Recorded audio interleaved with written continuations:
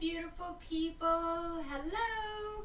Today we are going to talk about 5 red flags of an unhealthy relationship. And this goes for male and female. Okay, and the reason I want to bring this up is because I'm a domestic violence survivor, and I just don't want people to get so deep into the relationship it becomes abusive. So I wanted to bring awareness to you today of 5 red flags. At least these are the common ones that I have been through in my past. So here we go. 5 red flags of an unhealthy relationship. Number 1, your money, your paychecks, whether you live together or don't live together. That is something you need to think about. Are they asking, where did this money go? Where's that? You need to pay this, or they're always wanting you to pay something, or they automatically forget their wallet every time, or their purse every time they go out. Because I feel that in a relationship it needs to be a give and take. Yes, a lot of times we would think now and that men should pay. However, it is 2022, right? And so I think it's great that women pay too. Food for thought, right? So anyways, if they're questioning you, where is your money? What did you pay? What did you do? How come you bought this? Why'd you buy that? How come you're not saving? That is a red flag, my friends. A red flag. I remember one time I gave my ex my entire check, right? And I thought that he would take care of whatever was necessary. However, anytime that I would ask for money, I guess I should have communicated, right? I would assume that if I needed something that I can just ask, and then he would make sure that I had it, because I did give him my entire check. And nope, that was not even the case. I wanted $20 one morning. I think it was for gas and a coffee. And then he's like, no. I was like, what? That was my $20. I mean, that's my whole check. You know what I mean? And then I can't even have $20 or for lunch at work, or for the cantina at work. You know what I mean? I was like, well, I at least need gas money to get to work if you're wanting to see another check. Right? I'm just saying. Okay. Another thing, how many times has someone started an argument with you and you're like, where did that come from? Where did that come from? Everything seemed, maybe in your space, it seemed like it was going fine, and then they start an argument for what? For 10, 20 minutes later, then they storm out. Their action is always to storm out, right? Their action is always storming out. That's a red flag, because if they wanted to go somewhere, they shouldn't have to start an argument with you, right? And make it your fault of why they left, or your fault why there's tension between you. And so for them just to start what seems to be a random argument, and then just for them to leave,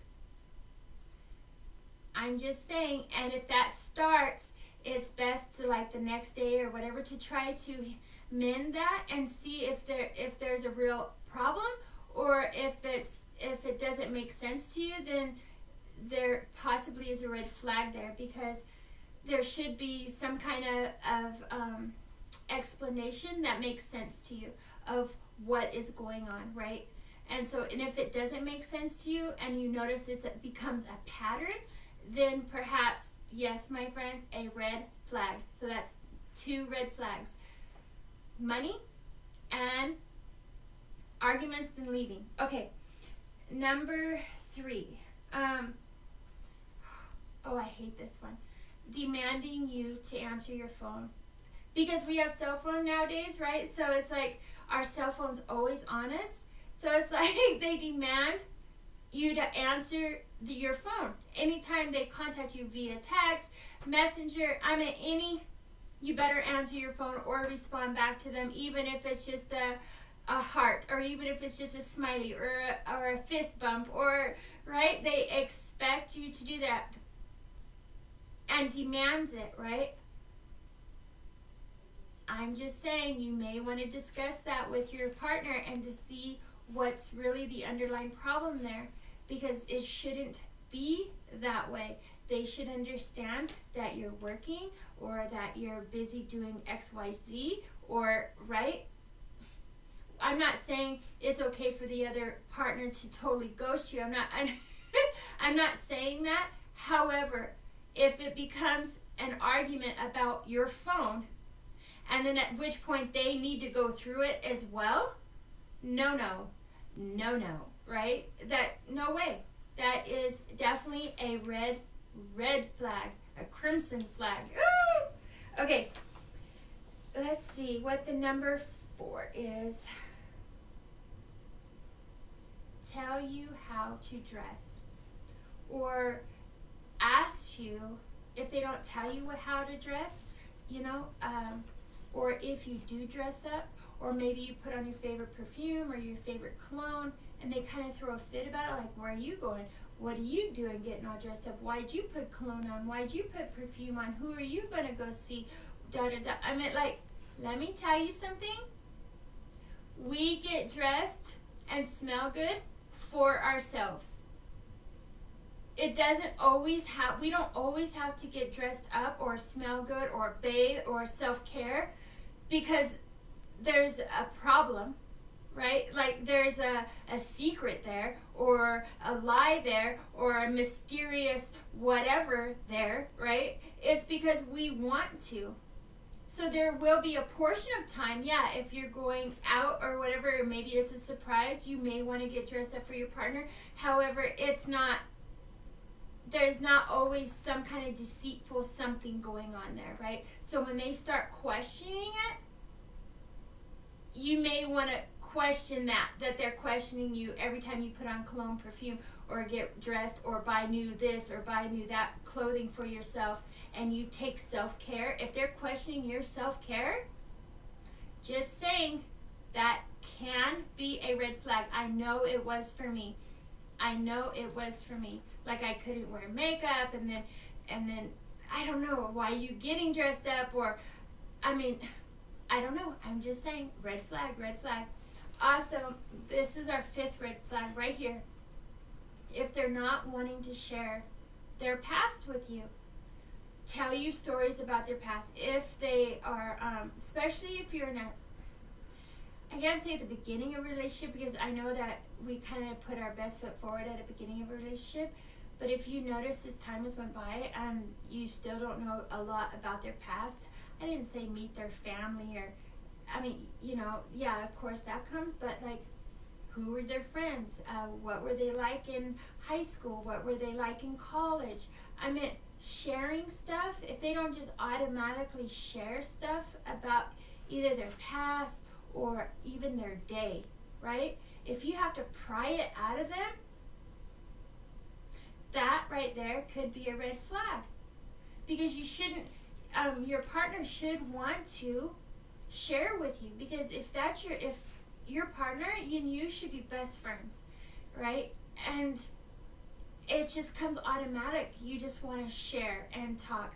And you too, guys, how many times you hang out with the fellas and you have some kind of story? How come us ladies can't hear that story? I know it sounds crazy, but we would love to know what's going on too, right?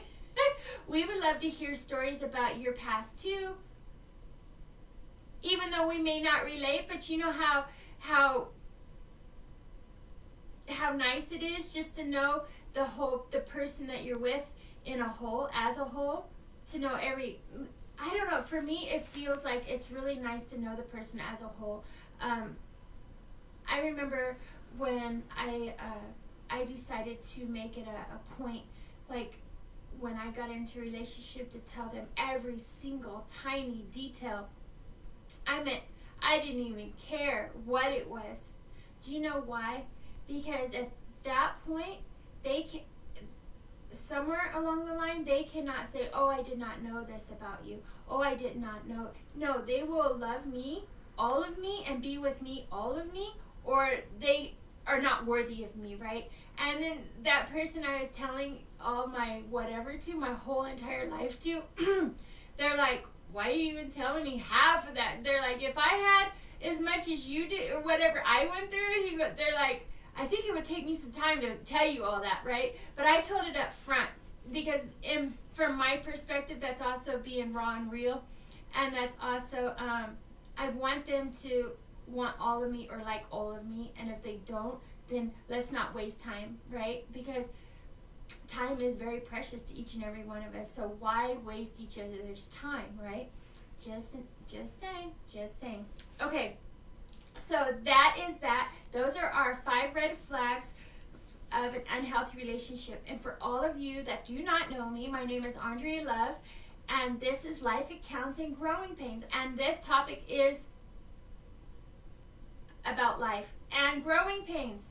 And so we talk about hard things here. We are an audience-based channel, community here. This is a no judgment free zone here. We don't judge, criticize anything. We love our community here, and we just want to grow our community. So please like and subscribe these videos. Share them with your friends and family or besties or what have you. Thank you so much for your time, and I will see you on the next video.